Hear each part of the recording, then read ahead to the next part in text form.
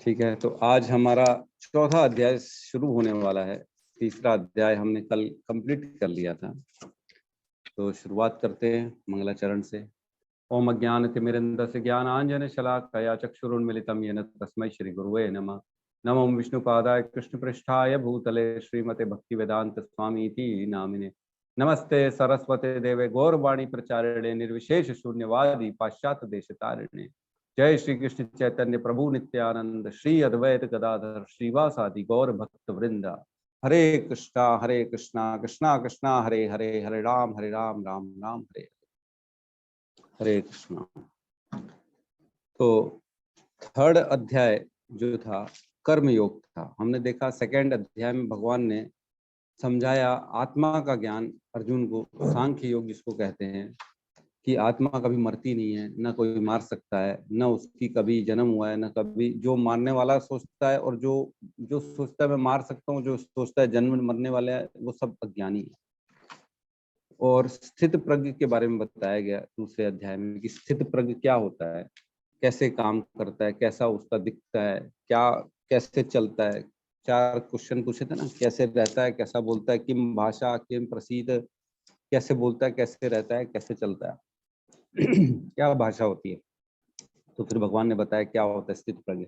अर्जुन ने external question पूछे कि उसके क्या दिखता है, कैसा कैसा चलता है, क्या भाषा करता है, कैसा रहता है। तो भगवान ने इंटरनल आंसर दिए कि उसके अंदर के भाव क्या होते हैं। निष्क्रिय रहता है, वो समभाव रहता है हर स्थिति में, और सुख दुख में समान भाव रहता है। यश अपयश की कोई कामना नहीं रहती, लाभ हानि से उसके कोई लेना देना नहीं। तो अब उसको लगता है अर्जुन को कि अरे, तो ये बुद्धि योग ऐसा है, तो फिर मेरे को क्यों भगवान का कर्म में लगा रहे। तो तीसरे अध्याय के पहले पहले क्वेश्चन में पहले पहले श्लोक में अर्जुन कहता है कि आप जो है मेरे को बुद्धि योग बता रहे हो, तो मेरे को सकाम कर्म में क्यों लगा रहे हो, तो मुझे इस घोर युद्ध में क्यों लगाना चाहते हो आप। तो उसके आंसर में फिर भगवान समझ जाते कि इसको क्लियर नहीं हुआ बुद्धि योग। ये बुद्धि योग समझ रहे हैं निष्क्रिय होना, लेकिन निष्क्रिय होना बुद्धि योग नहीं है। फिर भगवान ने कर्म का इसको ज्ञान देते हैं कि जो है ना, कर्म से विमुख नहीं हो सकता कोई भी। कर्म तो करना पड़ेगा, शरीर निर्वाह करने के लिए कर्म तो करना पड़ेगा, क्योंकि शरीर भी ऐसे बगैर कर्म के नहीं रह सकता आदमी, है ना। एक क्षण भर के लिए भी बिना कर्म किए नहीं रह सकता कोई भी, 5वें श्लोक में कहते हैं। और जो कर्म इंद्रियों को वश में करके और मन को इंद्रिय विषयों का चिंतन करता रहता है, वो निश्चित रूप से मिथ्याचारी कहलाता है। भगवान बोलते हैं अगर मन को अगर तुमने लगा दिया, सपोज करो अपने कामों में, और कर्म में जो है ना, सपोज करो तुम कर्म इंद्रियों को वश में कर रहे हो लेकिन मन को नहीं कर पा रहे हो, तो मिथ्याचारी हो। अंदर ही अंदर आपका क्या चल रहा है, चिंतन चल रहा है चीजों का। फिर भगवान कहते हैं 9वें श्लोक में कि सारे कर्म, यज्ञ करो किसके लिए करो, विष्णु के लिए करो, मेरे लिए करो सारे कर्म, नहीं तो तुमको कर्मों का बंधन लग जाएगा और फिर तुम्हारा जो है ना इस संसार चक्र में आना जाना चलता रहेगा। फिर बताते देवताओं के बारे में कि देवताओं और मनुष्यों जो है ना, जीवात्मा, उनके बीच में जो है ना बड़े संबंध है। आप उनको प्रसन्नता करो, वो तुमको प्रसन्नता करेंगे। आप उनके लिए कुछ ना कुछ करो, यज्ञ अनुष्ठान करो, तो वो आपको सारी बारिश देंगे, अन्न पैदा करेंगे, सारी चीजें आप लोगों का समन्वय होगा, गिव एंड टेक होता चला जाएगा। ठीक है। उसके बाद कहते हैं कि जो अपने जो है ना खाली अपनी सुख के लिए खाता है, वो पाप खाता है ना। भुजन्ते ते अघम पापम ये पच्यन्ते आत्म कारण। अपने लिए, अपने सुख के लिए खाता है, वो सिर्फ पाप खाता है। तो जो बोलते हैं, जो मेरे भक्त होते हैं, संत जो होते हैं ना, संतो मुच्यन्ते सर्व किल विषो, मतलब सारे संत जो है ना अपने कलमशों से दूर हो जाते हैं, क्योंकि वो मेरा बनाया हुआ, मेरे यज्ञ अनुष्ठान, जो यज्ञ से जो उतिष्ठ निकलता है उसको खाते हैं। और इसके बाद कहते हैं भगवान की जो है अपना कि व्यर्थ जीवन। उसके बाद कहते हैं, मान के चलो फिर यदि आचरित आता है कि जैसे जैसे कर्म जो होते हैं ना, कर्म श्रेष्ठ लोगों का अनुगमन सब लोग करते हैं, इसलिए तुम अर्जुन या कर्म करो, क्योंकि कर्म तो मैं भी करता हूँ। भगवान कहते हैं मेरे को भी कर्म करने पड़ते हैं। अगर मैं कर्म नहीं करूं तो यहाँ पे क्या हो जाएगा, वर्ण आश्रम पूरा खत्म हो जाएगा, और जो है ना मतलब पतन हो जाएगा पूरा इधर का संसार का। तो अब मेरे को वैसे कर्म करना नहीं है, मेरे को जरूरी नहीं कर्म करना, लेकिन फिर भी मैं कर्म करता हूँ। फिर बताते ज्ञानी अज्ञानी कौन है और किस प्रकार ज्ञानी को जो है ना दूसरों को सॉफ्टली हैंडल करना चाहिए, उनको उद्धार करना चाहिए, उनको एज इट इज काटना नहीं चाहिए उनकी बातों को। जो दूसरे धर्म पंथ में लगे हुए हैं, दूसरी देवताओं की पूजा में लगे हुए हैं, तुम उनको प्रेम से समझाते हुए ये काम करो। और ये बताते हैं कि सारे कर्म जो है ना प्रकृति के द्वारा कराए जाते हैं। और जो है ना इंसान सोचता है अहंकार वश, अहंकार विमूढ़ आत्मा करता अहम इति मन्यते, उसको लगता है कि मैं करता हूँ, लेकिन उसमें सारा का सारा 95% श्रेय कर्म करने का प्रकृति के ऊपर है। और कहते हैं भगवान माया जो है ना, माया वो 3 गुणों की है, और वो अपने माया जो है घुमा रही है लोगों को, सबको। माया से मोहग्रस्त होने पर अज्ञानी पुरुष पूर्णतः भौतिक कार्यों में संलग्न रहता है। वो अपने इंद्रिय तृप्ति में इसलिए लगा रहता है क्योंकि माया उसको घुमाती रहती है। और इसमें बताते फिर भगवान वो पूछते हैं अर्जुन कि क्यों ऐसा लगता है कि जबरदस्ती लोग पाप कर्म करते हैं, जबरदस्ती न चाहते हुए भी पाप में कराया जाता है, ऐसा लगता है खींचा जाता है उनको पाप में। तो उसका आंसर देते हैं भगवान कि इसका कारण है जो है काम और क्रोध। काम क्रोध जो है ना इसका कारण है, जो रजोगुण की मिश्रण से, रजोगुण के कारण किसी भी व्यक्ति में काम और क्रोध आता है और वो इसको वेग पूर्ण खींच लेता है गलत कर्मों में। फिर भगवान कहते हैं कि जो काम कहाँ रहता है, बताते हैं उसको इंद्रियों में रहता है, फिर रहता है मन में और बुद्धि में। और 3 स्टेजेस बताई गई हैं कि अग्नि में धुएं के जैसा ऐसा पहला आक्रमण होता है काम का, और उसका चिंतन करते रहे तो दूसरा आक्रमण होता है दर्पण में मिट्टी के जैसा, और तीसरा आक्रमण होता है भ्रूण में, गर्भाशय में भ्रूण के जैसा।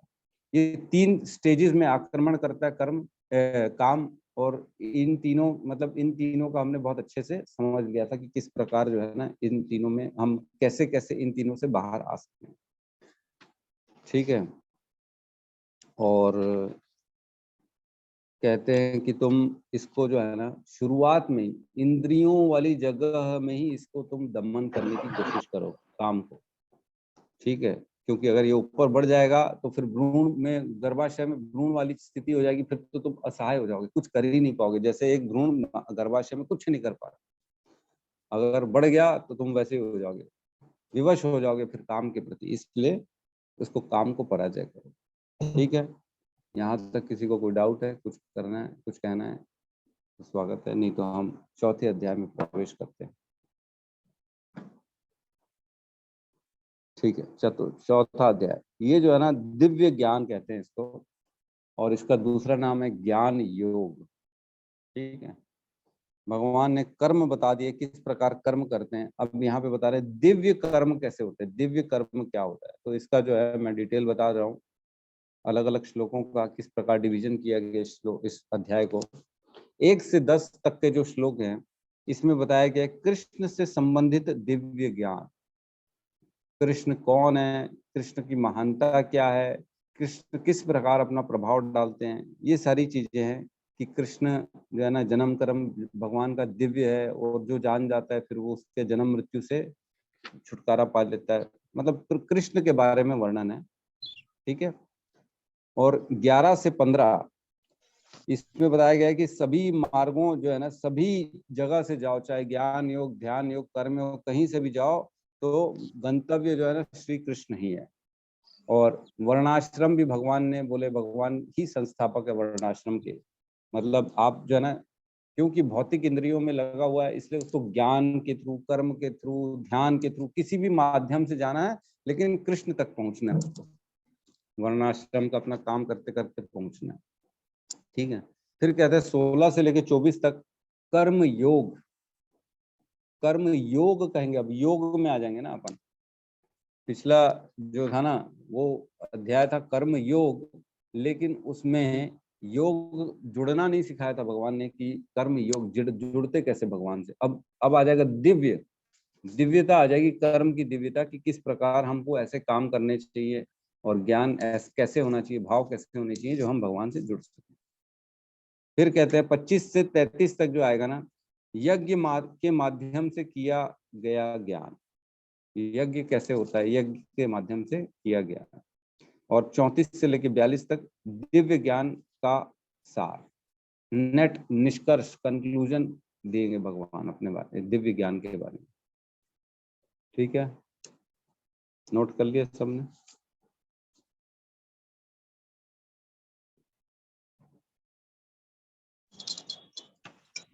हरे कृष्ण प्रभु जी। जी माता जी, हरे कृष्णा। 30 से कहाँ तक बताइए, मैं इसको आगे थोड़ा। कहाँ से? 34 से 34 से 42 तक का 42, इस अध्याय में 42 ही श्लोक हैं। 42 तक जो है ना दिव्य ज्ञान का सार। ठीक है, सार बताएंगे भगवान यहाँ पे। तो पहले अध्याय में कितने श्लोक थे?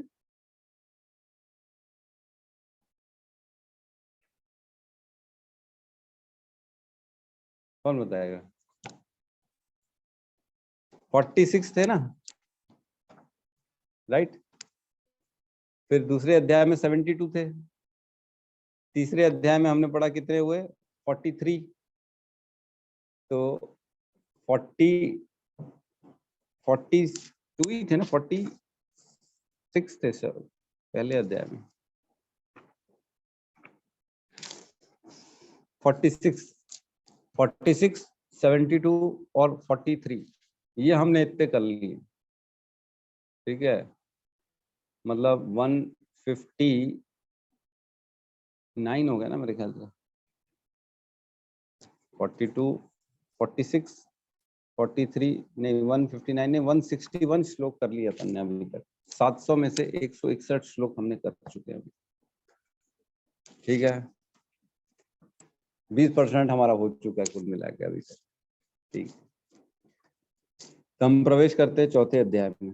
ठीक है, श्री भगवान उवाच इमं विवस्ते योगम प्रोक्तावान अहम अव्ययम विवस्वान मनवे प्राह मनु इच्छुवाकुए अब अब्रवीत।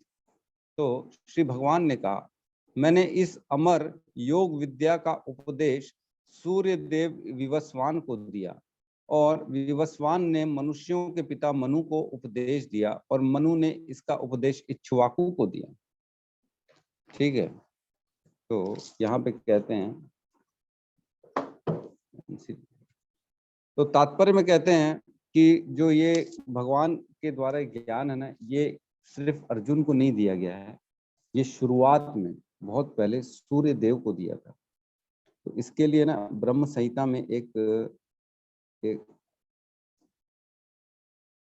पहले इधर पढ़ लेते हैं क्या लिखा है। समस्त लोगों के राजा विशेष रूप से निवासियों की रक्षा के निमित्त होते हैं, अतः राज्य वन को भगवत गीता का विद्या को समझना चाहिए, जिससे वे नागरिक को प्रजा का शासन कर सके और उन्हें काम रूपी भवबंधन से बचा सके। तो ये राजाओं को सूर्य देव को इसलिए दिया, मनु को इसलिए दिया ताकि उनकी प्रजा जो रहे ना। देखो भगवान एक एक को इंडिविजुअली तो आके नहीं दे सकते ज्ञान कि तू भी सुन ले, तू भी सुन ले, तू भी सुन ले, सब आ जाओ आ जाओ आ जाओ आ जाओ, आज इधर क्लास लगी कल उधर क्लास लगेगी, एक एक को तो देंगे नहीं। तो जो टॉप के लोग होते हैं ना, टॉप वाले, उनको देते भगवान की जिसमें जिसमें ऐसी शक्ति हो जिसके बोलने से पूरी प्रजा के पास ये ज्ञान पहुंच सके, पूरे विश्व में ये ज्ञान फैल सके, ऐसे आदमियों को भगवान ज्ञान देते हैं। तो ऐसे जो मेन है इक्ष्वाकु, सूर्यदेव, सूर्यदेव जो है ना, एक्चुअल में सूर्यदेव एक पदवी है, एक पोस्ट है, जैसे prime minister, chief minister, cabinet minister, ये पदवियां होती हैं ना, MD, CEO of the company. ऐसे सूर्यदेव जो है ना, वो हर मनु में, हर जो है ना ब्रह्मा जी के जितने मनु होते हैं ना, 14 मनु की रचना करते हैं 12 घंटे में। तो हर मनु में अलग अलग सूर्यदेव बनते हैं, हर इंद्र भी अलग अलग बनता है, हर आदमी अलग अलग, देवता चेंज हो जाता। तो इस बार जो है ना, अभी जो मनवंतर चल रहा है, इसमें विवस्वान है सूर्यदेव, उनका नाम विवस्वान है। तो विवस्वान जो हैं वो उनके पुत्र हुए मनु, और मनु से सारे मनुष्य उत्पन्न हुए, जितने भी मनुष्य हुए ना, वो उनकी स्थापना मतलब उनकी शुरुआत मनु से हुई है। तो उन्होंने उनको उपदेश दिया, सूर्यदेव विवस्वान को, विवस्वान ने अपने पुत्र मनु को उपदेश दिया और मनु ने इक्ष्वाकु को उपदेश दिया। तो इक्ष्वाकु का नाम इक्ष्वाकु इसलिए हुआ क्योंकि वो पैदा कैसे हुए मालूम? आश्चर्य, एकदम ऑल ऑफ सडन पैदा हो गए। ई से आश्चर्य, श से जो है ना छींक आ गई थी उनको, छींक, और वाकु से अकेले और व्याकुल थे, इसलिए इक्ष्वाकु। मतलब जो मनु ने पैदा हुआ ना, मनु से जो इक्ष्वाकु पैदा हुए वो ऐसे पैदा हुए, उनको छींक से पैदा हो गया।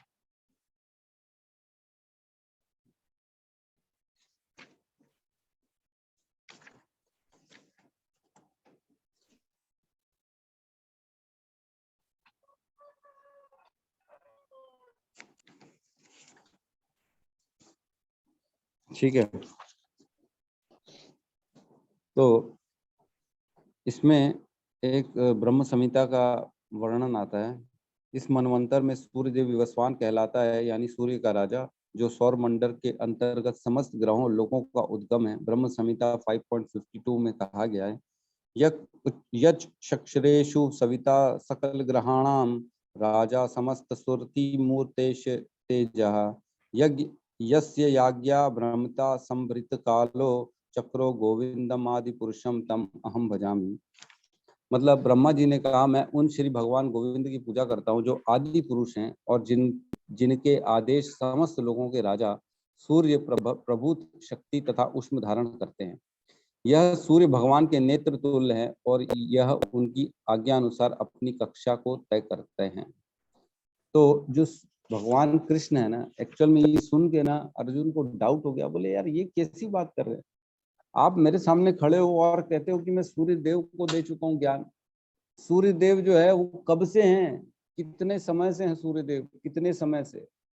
तो जब प्रकृति चालू हुई होगी तब से सूर्य देव रहे होंगे।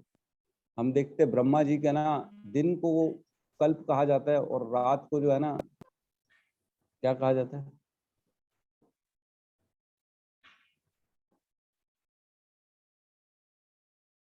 हैं? कल्प और प्रलय। भगवान ब्रह्मा जी के जो है ना दिन के 12 घंटे को कल्प कहते हैं, जिसमें पूरी सृष्टि का निर्माण होता है, सृष्टि चलायमान होती है। और रात को प्रलय कहा जाता है, जब ब्रह्मा जी सो जाते हैं। तो जब सो जाते हैं ना तो पृथ्वी स्वर्ग लोक तक पूरा पानी पानी भर जाता है, सूर्य वहां से गायब हो जाता है, अंधकार आ जाता है पूरा का पूरा। फिर उसके बाद दोबारा जब उनकी सुबह होती है तब ये दोबारा चलायमान होती है।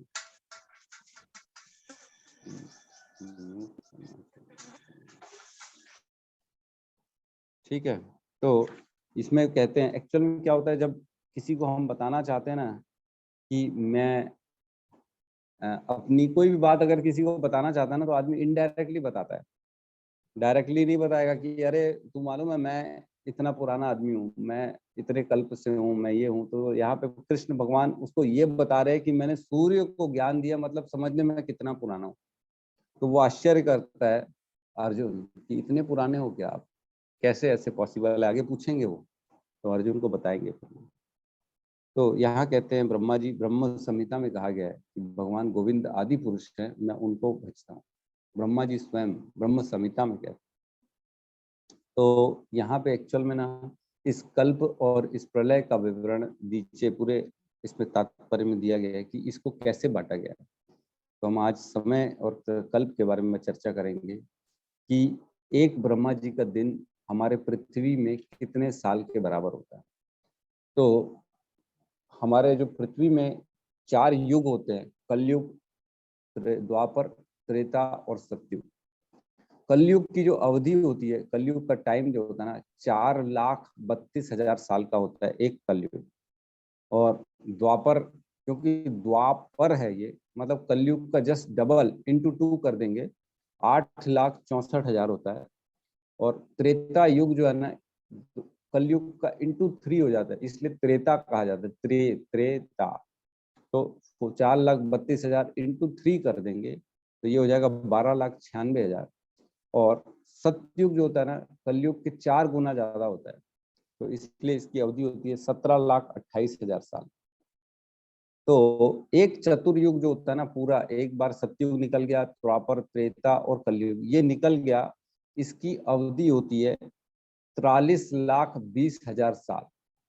मतलब कलयुग का इंटू 10 कर दो, सीधा सीधा 10 गुना हो गया कलयुग का पूरा चतुर्युग का समय। तो एक चतुर्युग बीतने में इतना समय लग जाता है। अभी का जो समय चल रहा है ना, अभी मात्र कलयुग को स्टार्ट हुए 5000 साल हुए। तो कलयुग और द्वापर जो है ना, इनका अभी जो है ना पूर्ण रूप से, जैसे दिन के बाद रात होती है ना, तो पूर्ण रूप से एकदम से दिन के बाद अंधेरा नहीं होता, संध्या होती, दोनों का मिश्रण होता है। संध्या जिसको बोलते हैं, संध्या मतलब जुड़ना। संधि होती है ना, दो देशों के बीच में संधि, मतलब ठीक है, आप भी कुछ बोलो हम भी कुछ बोलते हैं, अपन आपस में मिलते हैं, संधि बोलते हैं उसको। तो उसी प्रकार दो युगों को मिलने को संध्या काल कहते हैं, जिसमें कुछ समय इसका और कुछ समय उसका, मतलब इसका एंड और इसका शुरुआत, ये दोनों प्रभावित होते हैं। तो अभी जो है ना, कलयुग के निकले हुए सिर्फ 5000 साल हुए हैं कलयुग को आए हुए। अभी संध्या चल रही, पूर्ण रूप से कलयुग अभी प्रभाव में आया नहीं। अभी 10,000 साल तक ये संध्या चलेगी। टोटल 15,000 साल जो होते हैं ना, वो संध्या का समय घोषित किया गया है इनमें, हमारे शास्त्रों में, जिसमें से 5000 साल जा चुके हैं। इसको भी 3 पार्ट में डिवाइड किया गया है शास्त्रों में, भागवतम में पढ़ेंगे दिखेगा। संध्या का फर्स्ट, सेकंड और थर्ड, 5,000 साल की तीन कैटेगरी बनाई गई है संध्या की भी। तो उसमें काफी चीजें लिखी हुई है कि कैसा रहेगा हमारा जो है ना कलयुग, कलयुग की संध्या में ये होगा, कलयुग की संध्या में वो होगा, तो सारी चीज लिखी हुई है। तो एक चतुर्युग हो गया 43,20,000 साल का। ऐसे 71 चतुर्युग होते हैं, 71 चतुर्युग होते हैं एक मनु में, एक मनु, ठीक है। तो ऐसे 14 मनु की रचना करते हैं ब्रह्मा जी अपने एक दिन में, दिन के 12 घंटे में, ठीक है। तो लगभग लगभग जो है ना, एक 71 चतुर्युगी जो होता है ना, वो 1000 दिव्य वर्ष कहलाता है, ठीक है। क्योंकि अगर आप निकालेंगे उसमें, तो 1000 दिव्य वर्ष कहलाता है वो, ठीक है। तो इस प्रकार 12 घंटे में 14 मनुओं की रचना, और एक मनु में 71 चतुर्युग, और एक चतुर्युग में 43,20,000 साल, ये अवधि चल रही है। तो आज एट प्रेजेंट जो है ना, आज की स्थिति में ब्रह्मा जी की उम्र जो हो चुकी है, वो हो चुकी है 50 साल के ब्रह्मा हो चुके हैं, और 7वां मनवंतर चल रहा है अभी ब्रह्मा जी के उम्र में, 7वां मनवंतर चल रहा है, और 28वीं चतुर्युगी चल रही है अभी एट प्रेजेंट, जिसमें हम चल रहे हैं। और 28वीं चतुर्युगी में भी सतयुग द्वापर त्रेता निकल चुके हैं, और कलयुग को स्टार्ट हुए 5000 साल हो चुके हैं। तो इस प्रकार हम समझ सकते हैं कि कितनी बड़ी समय की सीमा चल रही है। तो हमारा जो समय होता है ना, जैसे हमारा एक साल जो होता है ना, देवताओं का एक दिन के बराबर। जैसे हम देखते हैं ना, सुनते हैं, श्राद्ध कार्य जैसे करते हैं हम, साल में एक बार करते हैं, निकालते हैं अपने पितरों के लिए। क्यों निकालते हैं? क्योंकि हमारा जो एक साल है, वहां उस लोक में, पितृलोक में, वो एक दिन के बराबर। तो दोपहर का खाना हम निकाल के देते हैं उनको डेली, उनके हिसाब से रोज दोपहर का खाना उनको मिल रहा है हमारे द्वारा, लेकिन हम साल में एक बार निकालते हैं श्राद्ध, तो उनको रोज मिल जाता है। तो उनका पर डे का काम है, और हमारा साल का एक बार का काम है। तो देखो सारी चीजें कॉम्बिनेशन मिली हुई है, ऐसा नहीं है कि नहीं, जो शास्त्रों में लिखा है वो बड़ा स्पेसिफिक है। मैं पढ़ रहा था कल, बड़ा मेरे को आश्चर्य हुआ पढ़ते पढ़ते कि क्या क्या नहीं लिखा है यहाँ पे। तो एक अध्याय आता है, कैंटो नंबर 5, अध्याय 21, है ना। इसको मैं पढ़ के सुना रहा हूँ आपको। इसमें सूर्य की जो है ना, सूर्य के बारे में बताया गया है कि ये सूर्य कितना कैसे काम करता है, सूर्य की गतिविधियों के बारे में बताया गया। तो मैं पढ़ के थोड़ा सुना रहा हूँ, आप सुन लीजिएगा। जब सूर्य देव विषुवत रेखा के उत्तर में यात्रा करता है, तो वह दिन में अत्यंत मंद तथा रात्रि में अत्यंत तेजी से गति करता है, जिससे दिन बड़े और रातें छोटी होती हैं। इस प्रकार जब सूर्य विषुवत रेखा के दक्षिण में गति करता है, तो इसके विपरीत होता है। दिन छोटे तथा रात लंबी होती है। जब सूर्य कर्क राशि में प्रवेश करके सिंह राशि से प्रवेश होता है हुआ धनु राशि में पहुंचता है तो उसके पथ को दक्षिणायन कहा जाता है। इस प्रकार जब सूर्य मकर राशि में प्रवेश करके कुंभ राशि से होता हुआ मिथुन राशि में पहुंचता है तो इस पथ को उत्तरायण कहा जाता है। तो उत्तरायण और दक्षिणायन जो है ना, ये दो पाथ बताए गए हैं सूर्य देव के। तो उत्तरायण जो होता है ना, लगभग जनवरी से स्टार्ट होता है। जब मकर संक्रांति का समय आता है ना, मकर संक्रांति 14 जनवरी के आसपास होती है, उस दिन से सूर्य उत्तरायण में प्रवेश करता है। और उत्तरायण में क्या बताया गया है, उत्तरायण में दिन लंबा होता है और रात्रि छोटी होती है। और दक्षिणायन जो होता है ना, कर्क राशि से जब निकलता है और मिथुन राशि में प्रवेश करता है ना, ऐसे ही लिखा ना, धनु राशि में पहुंचता है तो उसको दक्षिणायन कहा जाता है। मतलब कर्क से निकल के धनु में पहुंचेगा तो दक्षिणायन। दक्षिणायन में जो है ना, दिन लंबे हो जाएंगे, दिन छोटे हो जाएंगे, रातें लंबी हो जाएंगी। तो इस प्रकार इसकी गति का कहा गया। और इसमें एक और चीज बड़ी बहुत मेरे को आश्चर्य हुआ कि देखो कितना ज्यादा इन डिटेल में बताया गया, सूर्य की गति के बारे में बताया गया, सूर्य कर क्या रहा है, किस स्पीड से चल रहा है। तो बताया गया है कि सूर्य देव का रथ एक मुहूर्त अर्थात 48 मिनट, एक मुहूर्त मतलब 28 मिनट, 48 मिनट होता है। तो एक दिन में जो है ना, बोलते हैं 28 की 30 मुहूर्त होते हैं। एक बार डिवाइड कर लेंगे तो पता पड़ जाएगा। मेरे ख्याल से 30 मुहूर्त होते हैं एक दिन में, है ना। 48 इंटू 30 डिवाइडेड बाय 60, हाँ 30 मुहूर्त होते एक दिन में। तो 48 मिनट का एक मुहूर्त होता है। और 48 मिनट के एक मुहूर्त में बता रहे हैं कि 34,08,000 योजन की यात्रा करता है सूर्य। एक योजन मतलब 12 किलोमीटर होता है ना। तो 34,08,000 किलोमीटर योजन इंटू 12 कर दोगे तो किलोमीटर निकल आएगा। उसके हिसाब से अगर हम निकालेंगे तो इस प्रकार कह सकते हैं कि सूर्य का रथ जो है ना, एक सेकंड में 14,170 किलोमीटर की यात्रा करता है, ऐसा घूम रहा है। समझ रहे हो कितनी गहरी गहरी बातें लिखी हुई हैं।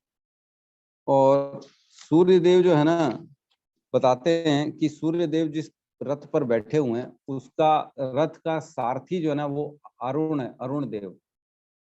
अरुण और वरुण, अरुण और क्या बोलते हैं ये गरुड़, ये दोनों भाई हैं, है ना। विंता, कश्यप मुनि की पत्नी थी विंता, उनके पुत्र हैं ये दोनों। एक बन गया इनका वाहन जो है विष्णु जी का गरुड़, और एक बन गया सूर्य देव का सारथी अरुण। तो इनका जो सारथी है अरुण है, ये जब उनके घोड़े है ना, घोड़े 7 घोड़े बताए गए वेदों में कि 7 घोड़े हैं सूर्य देव के रथ के, और सातों को वो चलाता है। तो वो आगे भी देखता है और वो पीछे भी देखता है, दोनों तरफ देखता है। तो बताते हैं कि यद्यपि पृथ्वी पर स्थित किसी व्यक्ति से बात करना चाहते हैं अगर सूर्य देव, तो वही से बात कर सकते हो। उनकी कैपेसिटी भी बताई गई है कि ऐसा नहीं है कि सूर्य देव अपने काम में लगे हुए हैं तो वो फिर उसी में बिजी रहते हैं, ऐसा नहीं है। वो काम करते करते भी सूर्य देव पृथ्वी में किसी से बात करना चाहे तो कर चुके हैं, करते भी हैं। जिस प्रकार माता कुंती ने उनको बुलाया था तो वो आ गए थे, और उन्होंने कर्ण को दे दिया था उनको। उन्होंने बोला था मैं आया हूँ तो मैं कुछ तो दे के जाऊंगा, तो एक पुत्र के रूप में कर्ण को दिया। फिर जब कर्ण भी बड़ा हुआ तो कर्ण के साथ भी जब कृष्ण की वार्ता हुई, जब कर्ण को बताया गया कुंती के द्वारा कि तुम मेरे पुत्र हो, छोड़ दो, युद्ध मत करो, ऐसा वैसा फलाना ढिकाना, तो भी आकाश से सूर्य देव ने कर्ण को ये वाणी भेजी, अपना मैसेज भेजा आकाशवाणी के थ्रू कि तुम जो है ना समझकर पांडवों के साथ जुड़ जाओ क्योंकि वो तुम्हारा घर है। लेकिन वो धर्म के साथ थे, उन्होंने मना कर दिया कि मैं ये नहीं कर सकता। ठीक है। तो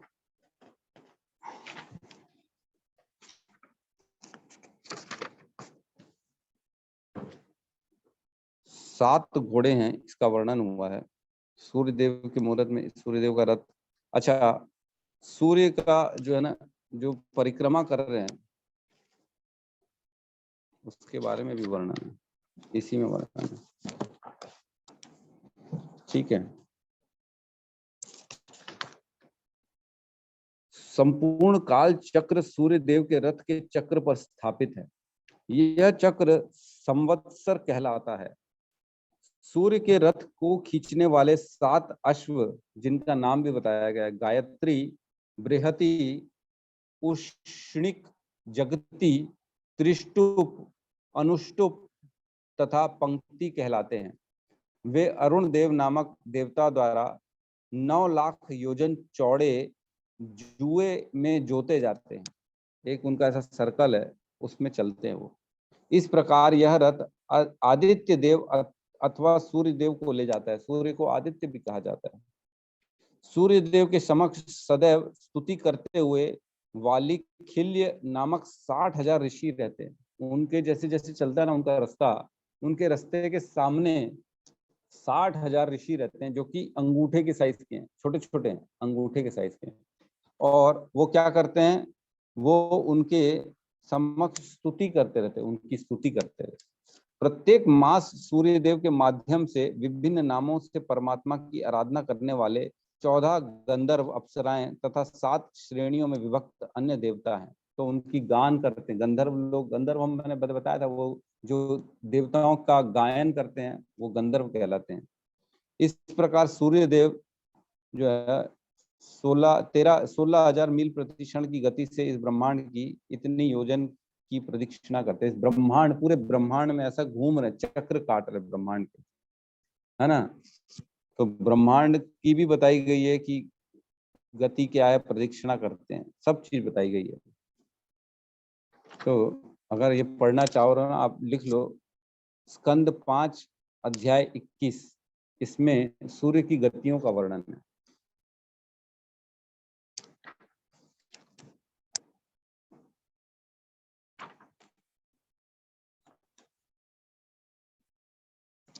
अच्छा, इसमें रथ के भीतरी भाग का भी लिखा। रथ का भीतरी भाग 36,000 योजन लंबा तथा इसकी चौड़ाई 9 लाख योजन है। रथ के घोड़े का नाम तो बता दिया मैंने आपको। और यह रथ निरंतर सूर्यदेव का वाहन करता है। यह रथ निरंतर सूर्यदेव का वहन करता है। तो सूर्यदेव का बिठा के ये रथ पूरा चलते जा रहा है। पूरे ब्रह्मांड में ऐसा चक्र लगाया जा रहा है। तो इसमें लिखा है, अंगूठे के आकार वाले वालिखिल्य नामक 60,000 ऋषिगण सूर्य के आगे रहकर उनकी स्वस्ति वाचन करते रहते हैं। तो अच्छा, इसमें एक चीज और लिखी गई है, सूर्य देव जिसको चाहते हैं जलाना अपनी सूर्य की किरण से, उसी को जलाते हैं, जिसको नहीं चाहते उसको नहीं जलाते। तो ऐसा भी हुआ है कि सूर्य के पास तक जैसे हनुमान जी पहुंच गए थे, और भी जो है ना वो गरुड़ चले गए थे सूर्य देव के पास, और भी बहुत सारे एग्जाम्पल हैं। तो वो जले नहीं थे उस समय। क्यों? क्योंकि सूर्य देव की तपिश जो है ना, वो सूर्य देव जिसको चाहेंगे उसको जलाएंगे, सबको नहीं जलाएंगे। तो इस प्रकार जो है ना, ये सूर्य देव का वर्णन आता है यहाँ पे। और अगर सूर्य देव के वंश का वर्णन चाहिए तो 90 कैंटों में मिलेगा। 9.1.9 से लेके 12 तक आपको उनके पूरे वर्णन मिल जाएगा कि किस प्रकार सूर्यदेव के वंश कैसे कैसे रहे। ठीक है, आगे पहुंचते हैं। महाभारत में एक श्लोक बताया गया है कि हमें गीता का इतिहास, महाभारत भी कंफर्म करता है एज इट इज जो गीता में लिखा है। त्रेता युगादो च ततो विवस्वान मनवे ददो मनुष्य लोक भृत्यर्थम सूत्यायक्षवाके ददो इक्ष्वाकुणा च कथितो व्याप्य लोकान्वस्थितः। त्रेता युग के आदि में, मतलब जब सतयुग के बाद आया त्रेता, अब बता रहे हैं महाभारत का वर्णन है इस श्लोक का, जिसमें त्रेता युग के आदि मतलब त्रेता का जैसे ही शुरुआत हुआ, तब विवस्वान ने परमेश्वर संबंधी इस विज्ञान का उपदेश मनु को दिया। अब देखो समझो, विवस्वान को कब मिला? जब स्टार्टिंग हुई। और स्टार्टिंग के बाद अब त्रेता युग के पहले बता रहे हैं ना, त्रेता युग के पहले इस ज्ञान को मनु को दिया उन्होंने। किसने? विवस्वान ने। और मनुष्यों के जनक मनु ने इसे अपने पुत्र इक्ष्वाकु को दिया। इक्ष्वाकु इस पृथ्वी के शासक थे और उस रघुकुल के पूर्वज थे जिसमें भगवान श्री राम ने अवतार लिया। तो जो रघुकुल है, जो जिसमें भगवान श्री राम आए, उसी कुल का जो है शुरुआत जहां से हुआ इक्ष्वाकु, उनको ये ज्ञान दिया गया मनु के द्वारा। कब दिया गया? इसी त्रेता युग के शुरुआत में दिया गया। तो आप चाहो तो उसमें भी निकाल सकते हो कि कितने साल पुरानी बात है। त्रेता युग पूरा निकल गया लगभग 12,96,000 साल। उसके बाद द्वापर निकल गया 8,64,000 साल और प्लस 5,000 साल। इतने साल पहले मतलब इक्ष्वाकु को ये ज्ञान मिला भगवत गीता का ज्ञान। आप निकाल सकते हो। तो इसमें वर्णित है कि इस समय कलयुग के 5,000 वर्ष बीत चुके हैं, जबकि इसकी पूर्ण आयु इतनी है। इतनी हमने डिस्कशन कर लिया। वर्तमान मनु की आयु लगभग 30,53,00,000 साल अनुमानित की जाती है, जिसमें से 12,04,00,000 साल बीत चुके हैं, यह मानते हुए कि मनु के जन्म के पूर्व भगवान ने अपने शिष्य सूर्यदेव विवस्वान को गीता सुनाई। ठीक है, तो इस प्रकार ये गीता का इतिहास है। ऐसा नहीं है कि गीता जो है ना सिर्फ अभी अभी आई है 5,000 साल पहले प्रभु जी, उसके पहले तो कुछ भी नहीं था। ऐसा थोड़ी है ये। और लोग कई देखो ना, साइंस कैसे, लोग साइंटिस्ट लोग बोलते डार्विन थ्योरी, पहले मनुष्य बंदर थे, बंदर से धीरे धीरे मनुष्य बने। तो ये कैसी बेवकूफी वाली बातें हैं। जब बता रहे इतने करोड़ों साल से ये चल रहा है ज्ञान, भगवान ने सूर्यदेव, इक्ष्वाकु, मनु सबको दिया है, तो मनुष्य ही होंगे ना ऑब्वियसली। मनु के पुत्र मनुष्य, बंदर से कैसे आ जाएंगे मनुष्य? तो इस टाइप की फेकोलॉजी थ्योरी जो है ना साइंस पढ़ाता है, इसलिए आजकल के लोग जो है ना बच्चे बेचारे भटक गए। मैं सुना देखा तो नहीं हूँ, एक मूवी आई है नई अभी, केरला स्टोरी। तो केरला स्टोरी के बारे में हमारी चर्चा चल रही थी एक दो भक्तों से। तो अभी विचाराधीन है, अभी कुछ डिसीजन नहीं हुआ है, लेकिन शायद अगर सब चीज संभव हुआ तो कोशिश करेंगे हम नेक्स्ट संडे जो है ना, नेक्स्ट संडे एक चैरिटी शो करेंगे जिसमें हम सब जो है ना ये पिक्चर देखेंगे, केरला स्टोरी, जिसमें बताया गया है कि आज की जो जनरेशन है किस प्रकार कोई भी उसका ब्रेन वॉश कर दे रहा है। लोग उस पिक्चर में, मेरे को इतना आश्चर्य हुआ, इतना आश्चर्य हुआ। दो हिंदू लड़कियां, चार लड़कियों की स्टोरी है, दो हिंदू, एक क्रिश्चियन और एक ईसाई मुसलमान। तो जो दो हिंदू थी ना, वो धर्म के प्रति, अपने भगवानों के प्रति जीरो है, उनको कुछ नहीं मालूम। और जो ईसाई है और जो मुस्लिम है, उनको वो बराबर 4 नमाज पढ़ रही दिन में, वो सब अपना काम कर रही है अपने धर्म का, और जो है ना ये दोनों देख देख के उससे प्रभावित हो जाती है। वो बोलती है तुम्हारे भगवानों ने क्या, भगवानों को कोई शक्ति थोड़ी है। बोले भगवान शिव में कोई तुम्हारे भगवान में शक्ति नहीं है। शक्ति थी तो बोले उनकी पत्नी क्यों मरी, उनको जलने क्यों दिया? रो रहे थे, जल रही थे तो, और पूरी पृथ्वी पूरे भारत में घूम रहे थे, उनके अंग अंग गिर रहे नीचे। अगर भगवान होते, देवता होते, शक्ति होती तो ऐसा करते क्या? ये सब बताया गया, और उनके पास कोई जवाब नहीं देने के लिए, लड़कियों के पास। इस तरह से हमारे देवी देवताओं के बारे में ये लोग बेखौफ बोल देते हैं और अपने धर्म का प्रचार करते हैं। उसमें कहा गया है कि सबसे ऊपर अल्लाह है। तो अगर अल्लाह है तो भगवान जो कृष्ण ये गीता का ज्ञान दे रहे हैं वो कैसे दे रहे हैं? कैसे दे दिए उन्होंने सूर्य देव को ज्ञान? कैसे भगवान कह रहे हैं अहम सर्वस्व प्रभु बीजम माम सर्वभूतानाम वृद्धि पार्थ सनातनम बुद्धि बुद्धिमताम अस्मि तेज तेजस्विनाम अहम। भगवान कहते हैं बीजम माम सर्वभूतानाम, मैं सबका बीज हूँ, सबको प्राण देने वाला मैं हूँ। तो अगर ये ज्ञान नहीं होगा हमारे बच्चों को तो वो भटक जाएंगे। इतनी दुर्दशा दिखाई गई है उन लड़कियों की, इतनी ज्यादा दुर्दशा, देखेंगे ना तो रोंगटे कांप जाएंगे। देखना चाहिए, बिल्कुल देखना चाहिए। प्लान करते हैं, कोशिश करते हैं नेक्स्ट संडे का एक चैरिटी शो ऑर्गेनाइज करने का। और अगर देखेंगे तब जाके हमको समझ में आएगा कि किस प्रकार हमारे को अपने बच्चों को ये ज्ञान देना इतना आवश्यक है। कोई भी बेवकूफ बना लेता है, कोई भी उनको कह देता है अरे ब्रह्मा जी भी कोई भगवान है, वो तो अपनी बेटी सरस्वती से शादी कर ली है। कोई जवाब नहीं इनके पास। कोई जवाब नहीं। बोले आपके में तो इतने देवी देवता हैं, आप लोगों को खुद नहीं मालूम, पढ़ाई करनी है तो सरस्वती की पूजा कर लो, पैसे चाहिए तो लक्ष्मी की पूजा कर लो, और परेशान हो तो गणेश जी की पूजा कर लो। बोले ऐसा थोड़ी होता है, ये कोई धर्म थोड़ी है। तो ये लोग बेचारे चुप हो जाते हैं, नई जनरेशन में, उनको कुछ मालूम ही नहीं। कौन बताएगा ये सब, किसकी जिम्मेदारी है? हम लोगों की जिम्मेदारी। हमको अपनी जिम्मेदारी समझनी चाहिए। अगर हमारे आने वाली पीढ़ी वो भटक जाएगी तो उसके जिम्मेदार हम होंगे। बच्चे जो होते हैं ना, बचपन से अपने माता पिता को हीरो हीरोइन समझते हैं, अपने जीवन का आइडियल मानते हैं। उनको ये लगता है कि मैं इनके जैसा बनूं।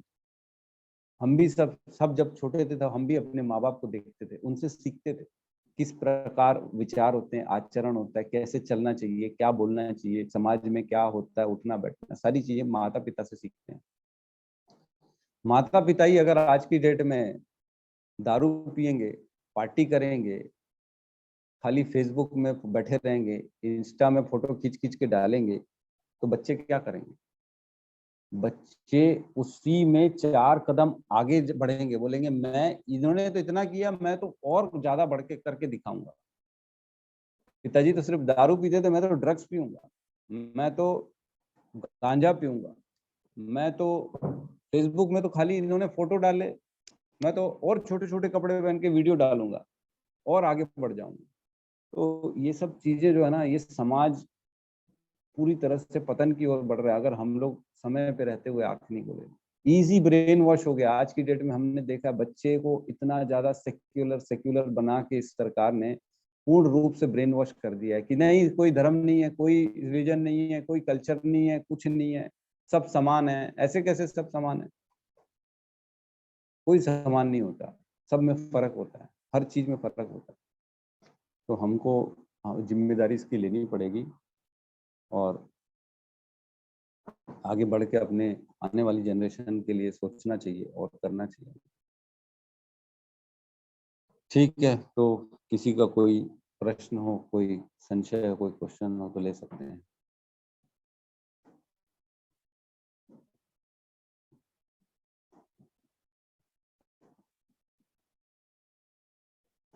जी जी पूछिए ना, हैंड रेज करने की क्या जरूरत है।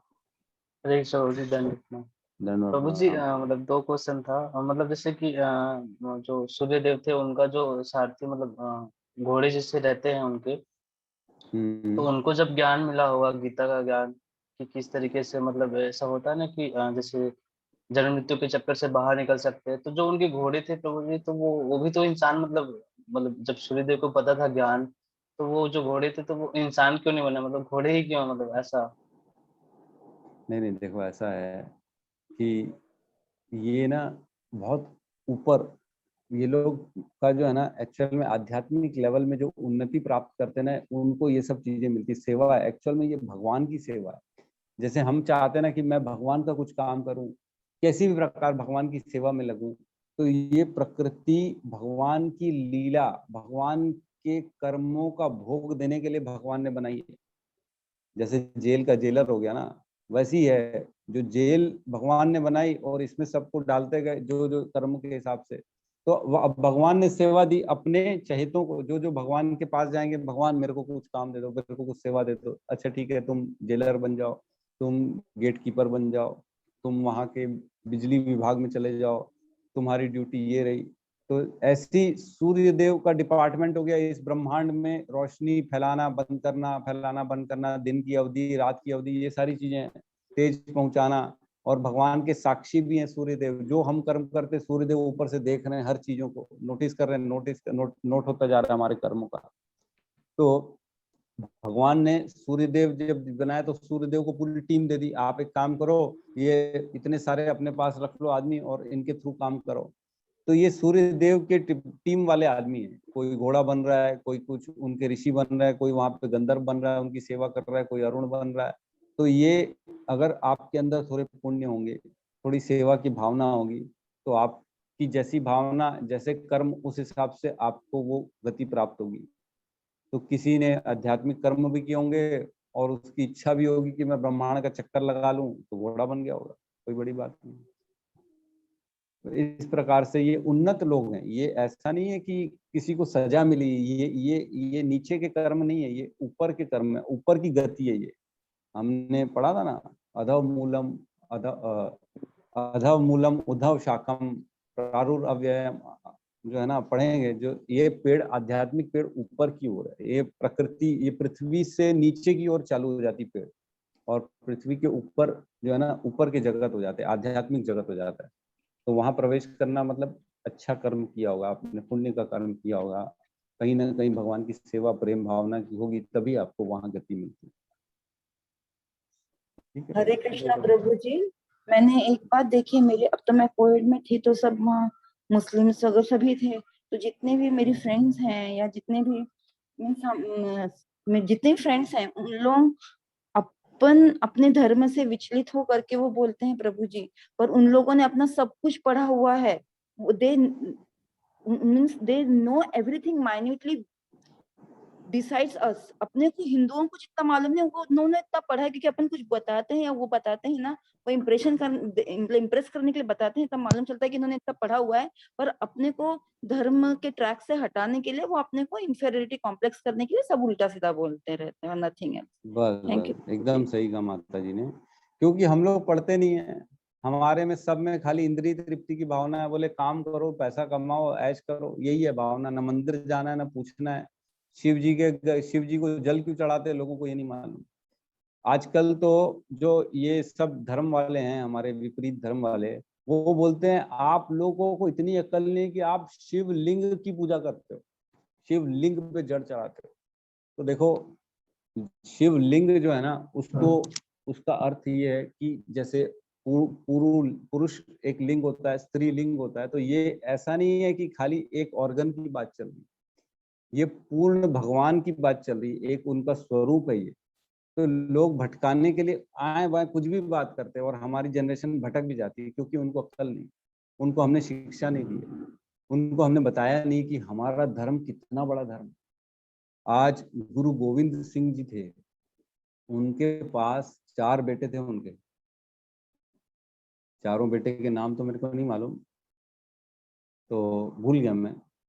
तो जो उनके 4 बेटे थे ना, उनके ऊपर दबाव था गुरु गोविंद सिंह को कि तुम सिर्फ और सिर्फ इस्लाम कबूल कर लो, नहीं तो हम तुम सबको मार देंगे। तो गुरु गोविंद सिंह जी ने बोला, मैं मर जाऊं, मेरे कौम कट जाए, मर जाए, लेकिन मैं इस्लाम धर्म कबूल नहीं करूंगा। लड़ाई तो सिर्फ धर्म की थी ना, और किसकी लड़ाई थी? सिर्फ धर्म की तो लड़ाई थी। अगर कबूल कर लेते तो लड़ाई नहीं होती, लेकिन कबूल नहीं किए तो लड़ाई हुई। लड़ाई में इतनी लड़ाई हुई कि उनके 4 बेटे मर गए। गुरु गोविंद सिंह के छोटा सा जजावर नाम था उसका, 7 साल का बच्चा, वो भी मर गया। बोले मैं कबूल नहीं करूंगा धर्म, कौन सा इस्लाम धर्म कबूल नहीं करूंगा। दीवार में चुनवा दिए दोनों भाई को, एक दीवार कमरा बनाया, उसको बंद कर दिए, पूरा पैक कर दिए, मर गए बेचारे अंदर। तो धर्म की लड़ाई चल रही थी, धर्म नहीं कबूल करने के कारण मार दिया गया उनको। तो अगर इतना ही अच्छा और इतना उत्तम कोटि का धर्म होता तो हमारे गोविंद सिंह क्यों मना करते कि मैं नहीं कबूल करूं? क्योंकि मालूम है सबसे श्रेष्ठ जो धर्म है ना, वो सनातन धर्म, हमारा धर्म है। आज भगवत गीता में कहीं पे भी नहीं लिखा हिंदू और मुस्लिम, कहीं पे कोई भागवतम में शब्द नहीं है मुस्लिम, हिंदू, सिख, ईसाई, ये सब कोई धर्म नहीं। धर्म तो सिर्फ सनातन धर्म है, भगवान का धर्म है, ये मनुष्य का धर्म है। इसको अगर छोड़ दिया ना तो आपने अपनी गति समझ लो नीचे की कर ली, आपको मनुष्य योनि मिलेगी ही नहीं। फिर आपको सारे कीड़े मकोड़े पतंगे नीचे के नरकों में जाना पड़ेगा। इसको छोड़ दिया तो, इसको ग्रहण करोगे तो ऊपर के लोकों में, देवताओं के लोकों में, भगवान के चरणों में जाने की मौका मिलेगा। तो ये मालूम था गुरु गोविंद सिंह को, इसीलिए उन्होंने ये धर्म नहीं छोड़ा, और किसी को भी नहीं बोला छोड़ने के लिए। बोले भले सर कटा लो लेकिन अपना धर्म नहीं छोड़ेंगे। तो इतनी बड़ी बड़ी लड़ाइयां चली हैं सिर्फ धर्म को लेके, और आज की जनरेशन धर्म को यूं चुटकियों में छोड़ देती है। पैसे ले लेते हैं और धर्म चेंज कर लेते हैं, ईसाई बन जाते हैं, मुस्लिम बन जाते हैं, पैसे के कारण। जीवन तक त्याग दिया हमारे पूर्वजों ने, बेचारों ने कितना सहा, हमको समझना चाहिए, ये सब चीजें देखनी चाहिए, तब तो हम अपने बच्चों को ज्ञान दे पाएंगे कि कैसे तुम्हारे को अपना जीवन आगे चलाना है। कितनी महान है हमारा धर्म, कितना कुछ लिखा हुआ है हमारे धर्मों में। तो हमारी सबकी जिम्मेदारी बनती है, जितनी जिम्मेदारी घर चलाने की उतनी जिम्मेदारी ये शिक्षा फैलाने की भी है। नहीं तो आने वाला समय बहुत खतरनाक आने वाला समय है। ये पिक्चर देखेंगे ना आपको समझ में आ जाएगा। हिंदुओं की लड़कियां जो है ना पाकिस्तान में कितनी अनसेफ हैं। कल ही वीडियो आया था, मैं आज फॉरवर्ड करता हूँ, अभी ग्रुप में डालता हूँ। रो रहा है बेचारा बुढ़ा आदमी, बोले हम कुछ नहीं कर सकते, न पुलिस हमारी सुनती है, ना नेता हमारे सुनते हैं, ना वकील सुनते हैं, ना जज सुनते हैं। अगवा कर ली जाती है बेटियां, उनके साथ 20-20, 25-25 लोग मिलके रेप कर देते हैं। कुछ नहीं कर सक रहे हैं, देख रहे हैं और खाली मर रहे हैं यहाँ पे। बोले प्लीज, हिंदुस्तान की गवर्नमेंट से उन्होंने रिक्वेस्ट की कि प्लीज हमारी मदद करो। ये स्थिति है बाहर, समझ रहे हो धर्म का कितना बड़ा काम हो रहा है यहाँ पे। क्या कहा है प्रभु जी, माता जी का आया मैसेज। हरे कृष्ण प्रभु जी, एक क्लास ऐसी रखिए जिसमें ऐसे ही छोटी छोटी मगर बारीकी का ज्ञान मिले, जैसे अपने शिव जी पर जल की बात की, ब्रह्मा जी और सरस्वती वाली प्रसंग, ऐसे प्रसंगों को। अच्छा हाँ, ये देखो ऐसा है माता जी, आप लोग जुड़े रहेंगे। ये सब क्या होता है, एक दिन में तो ज्ञान नहीं है ना, बहुत गहरी बातें हैं। गणेश जी का सर क्यों काटा, और तरह तरह के इतने सारे प्रसंग हैं हमारे भागवतम में, हर चीज के कारण है। देवी देवताओं का युद्ध क्या हुआ था, असुर कैसे उत्पन्न हुए, क्या हो गया था, कि मतलब हर चीज के पीछे आप कारण जाओगे ना तो मिल जाएगा भागवतम में। तो बिल्कुल सही है क्लास, लेकिन वो क्लास एक से नहीं होगा, ऐसी हमारे को सैकड़ों क्लास रखनी पड़ेगी। तो देखते हैं भगवत गीता अगर कंप्लीट हुई या कैसे भी हुआ, अगर समय मिला तो शाम को अगर बुक रीडिंग वाली क्लास की जगह हम भागवतम की क्लास स्टार्ट कर देंगे। तो देखते हैं, अभी प्रभु जी से भी बात चल रही है, वो शायद और 2 लोग हमारे वेद व्यास प्रभु जी और एक और प्रभु जी हैं, वो शायद इंटरेस्ट ले रहे हैं, वो आएंगे क्लासेस लेने। तो अगर समय मिलेगा तो भागवतम स्टार्ट कर देंगे। लेकिन कहीं ना कहीं हमारे सबकी जिम्मेदारी है, मेरी रिक्वेस्ट है, सबसे हाथ जोड़ के रिक्वेस्ट है, अपने बच्चों को सिखाओ अपने धर्म के प्रति। किस प्रकार मुस्लिम अपने बच्चों को समझाते हैं कि 4 बार नमाज करना जरूरी है, दिन में जाना है, दिन में काम छोड़ के चले जाते हैं 4 बजे। आज देखो तो सही, मस्जिदों में भीड़ लगी रहती है 4 बजे, रोडों में भी लोग नमाज पढ़ते हैं, और हमारे बच्चे हफ्ते में 1 दिन मंदिर नहीं जाते। प्रसाद के नाम से वो लोग बोलते छोड़ो ना पापा, प्रसाद क्यों खाएंगे, हम तो चाउमीन खाएंगे, पास्ता खाएंगे। ये तो परिस्थिति है। नॉन वेज खाने के लिए पागल हो गए लोग आजकल, हिंदू खाते, ब्राह्मण खाते हैं। इतना बड़ा घोर पाप है किसी भी पशु की हत्या करके खाना। नहीं समझ रहे लोग, कौन समझाएगा, किसकी जिम्मेदारी है।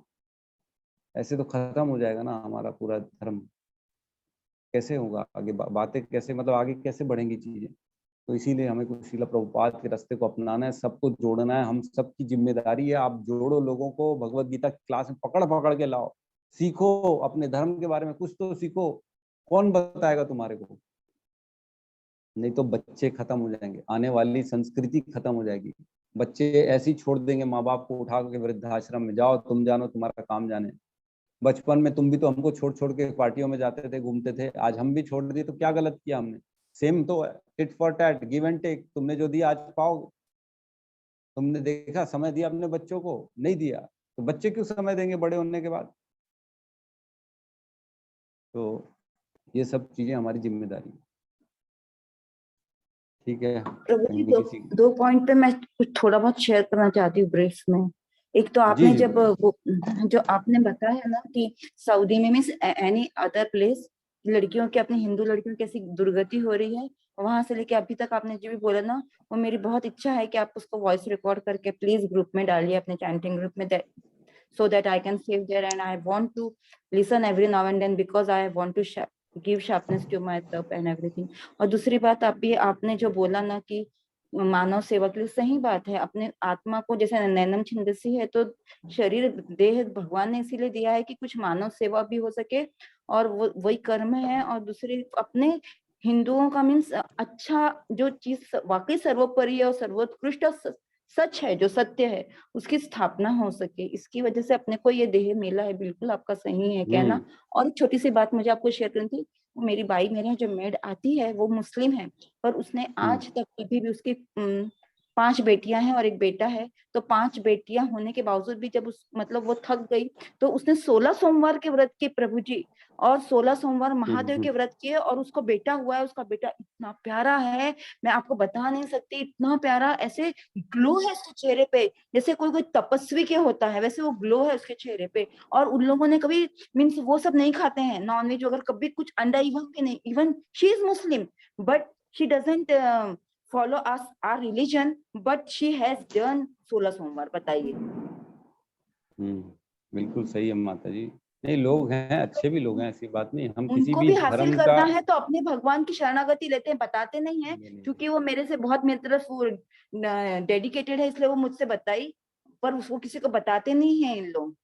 और पर उन लोगों को भी जब अपना काम करवाना होता है तो वो अपने भगवानों के पास जाते हैं, वो उनका दे कीप सीक्रेट। बट देखो कितनी मतलब कितनी बड़ी बदमाशियां भी चल रही है। That's what I was. नहीं, सही कह रहे हैं। और कहीं पे भी ना कुरान में ये नहीं लिखा है कि आप गाय का मांस खाओ, नॉनवेज खाओ, ऐसा नहीं लिखा है, कहीं पे भी नहीं लिखा है। ये तो एक्चुअल में क्या होता है, जब गलत लोगों के हाथ में लीडरशिप चली जाती है ना, तो वो लोग ज्ञान को तोड़ मरोड़ के अपने हिसाब से बताते हैं। जैसे हमने बताया ना, अगर हमारे यहाँ हेतु पैसा हो जाएगा ना, तो ज्ञान फिर ऐसा निकलेगा कि मेरे को पैसा चाहिए, लोगों को जो पसंद है उसके कारण मेरे को पैसा देंगे, इसलिए मैं ऐसा ज्ञान दूंगा। तो जो हेतु चेंज हो जाता है, पर्पस चेंज हो जाता है। जब किसी चीजों की हमारी मतलब हम भटक जाते हैं ना, हमको देना क्या है लेना क्या है, जब ये नहीं मालूम रहता है तो आदमी गलत ज्ञान दे देता है। तो सही ज्ञान तब देंगे जब हम निश्चित अहेतु की मतलब सेवा के भावना से काम करेंगे। तो हमारा नो डाउट भगवत गीता जो है ना, सबसे उत्तम ज्ञान है। भगवान कहते हैं 9.02 में, राज विद्या राजगुह्यम पवित्रम इदम उत्तमम प्रत्यक्ष आवागमम धर्मम सुसुखम कर्तुम अव्ययम। यह ज्ञान सब विद्याओं का राजा है, सब विद्याओं का। ऐसा नहीं कहा कि इससे ऊपर भी एक दो हैं, किताबें हैं, बाइबल है या कुरान है, ऐसा लिखा नहीं कहीं। ये सबका राजा है, भगवान बता रहे हैं, स्वयं श्री कृष्ण अपने मुख से बता रहे हैं। जो समस्त रहस्यों में सर्वाधिक गोपनीय है, कॉन्फिडेंशियल है, सबसे ज्यादा कॉन्फिडेंशियल है, यह परम शुद्ध है, और चूंकि यह आत्मा का प्रत्यक्ष अनुभूति कराने वाला है, अतः यह धर्म का सिद्धांत है। ये धर्म है एक्चुअल में जो लिखा है, और कोई नहीं है धर्म। जो बता रहा है वो सब आधी अधूरी बातें बता रहा है, उनकी बातें जहाँ पूर्ण नहीं। तो यह अविनाशी और अत्यंत सुखपूर्वक संपन्न किया जाता है। तो जब तक हम ये पढ़ेंगे नहीं, हमको नहीं समझ में आएगा धर्म क्या है। ठीक है, तो समय ज्यादा ले लिया। और गौतम प्रभु जी, आपसे रिक्वेस्ट है, प्लीज माता जी जो कह रही हैं, अगर शॉर्ट, अगर इसमें से ऑडियो निकल सकता है हमारे वीडियो में से, तो आप निकाल के शेयर कर दीजिएगा। जो हमने एक डिस्कशन किया कि हमारी जिम्मेदारी बनती है, नैतिक धर्म है सबका नैतिक है ये, कि आप लोग अपने अपने घर में, अपने परिवार में जो अपने परिजन है उनको ये ज्ञान दो और उनको समझाओ हमारा धर्म और क्या ओवरऑल हमारा धर्म नहीं, ये सनातन सबका धर्म है, और इसमें इसकी जो श्रेष्ठता है वो सबको पता पड़नी चाहिए। ठीक है, तो हम क्लास को यहाँ पे क्लोज करते हैं ना, क्लास को क्लोज करते हैं। ठीक है, सब मिलके हरे कृष्ण महामंत्र का जाप कर लेते हैं। हरे कृष्णा हरे कृष्णा कृष्णा कृष्णा हरे हरे, हरे राम राम राम हरे हरे। सभी भक्त वृंद की जय। जगत गुरु श्रील प्रभुपाद की जय। नेताई गौर प्रेमानंदे हरि हरि बोल। हरि हरि बोल।